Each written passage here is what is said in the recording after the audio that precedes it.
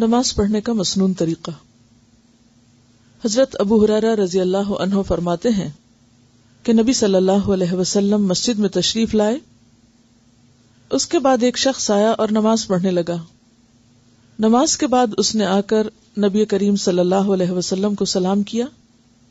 آپ نے سلام کا جواب دے کر فرمایا کہ واپس جا کر دوبارہ نماز پڑھو، کیونکہ تم نے نماز نہیں پڑھی۔ چنانچہ اس نے دوبارہ نماز پڑھی اور واپس آ کر پھر آپ کو سلام کیا۔ آپ نے اس مرتبہ بھی یہی فرمایا کہ جا کر دوبارہ نماز پڑھو، کیونکہ تم نے نماز نہیں پڑھی۔ 3 مرتبہ اسی طرح ہوا۔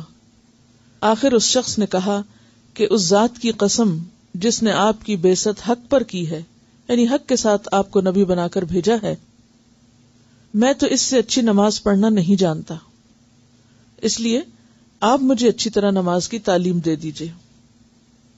آپ صلی اللہ علیہ وسلم نے فرمایا کہ جب نماز کے لیے کھڑے ہوا کرو تو پہلے تکبیر کہو، پھر قرآن مجید میں سے جو کچھ تم سے ہو سکے آرام آرام سے پڑھو، یعنی سورۃ الفاتحہ اور اس کے بعد کی قرات کی طرف اشارہ ہے۔ اس کے بعد رکوع کرو اور اطمینان سے رکوع میں جاؤ، یعنی جلدی نہ کرو۔ اس شخص کو جو آپ نے بار بار نماز پڑھنے کے لیے کہا تھا، اس کی وجہ یہ تھی کہ وہ بہت جلدی یا تیز نماز پڑھ رہا تھا، اس کی نماز میں اطمینان نہیں تھا۔ پھر سر اٹھاؤ اور پوری طرح کھڑے ہو جاؤ، پھر جب سجدہ کرو تو پوری طرح سجدے میں چلے جاؤ، پھر سجدے سے سر اٹھا کر اطمینان سے بیٹھ جاؤ، دوبارہ پھر اسی طرح سجدہ کرو۔ یہی طریقہ نماز کی تمام رکعتوں میں اختیار کرو۔ اس شخص نے قیام، رکوع اور سجود اچھی طرح ادا نہیں کیے تھے، اسی وجہ سے آپ صلی اللہ علیہ وسلم نے اسے نماز لوٹانے کا حکم فرمایا، یعنی جلدی میں پڑھی ہوئی نماز گویا نماز ہی نہیں، اس شخص نے گویا پڑھی ہی نہیں۔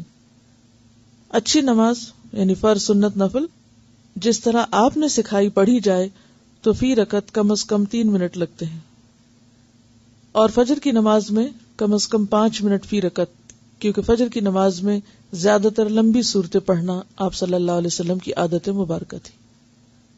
آپ صلی اللہ علیہ وسلم اس سے کہیں زیادہ وقت بھی فی رکعت لیتے تھے، یعنی یہ منیمم ہے۔ قرآن اور دعاؤں کا ہر لفظ پورا معروف طریقے سے عربی لہجے میں ادا کیجیے۔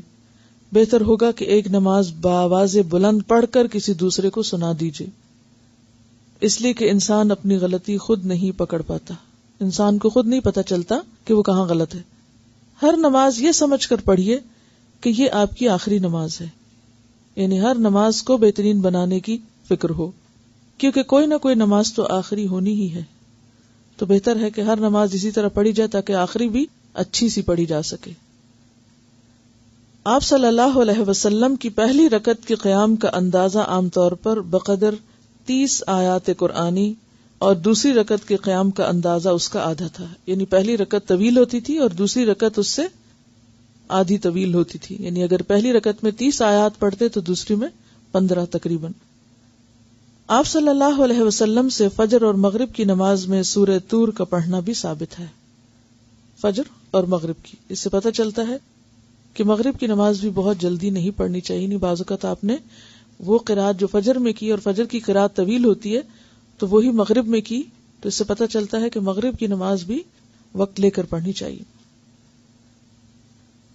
آپ اپنی نماز کا جائزہ اس حدیث کی روشنی میں ضرور لیجئے، کیونکہ نماز مسنون طریقے سے نہ پڑھی جائے تو وہ منہ پر مار دی جاتی ہے۔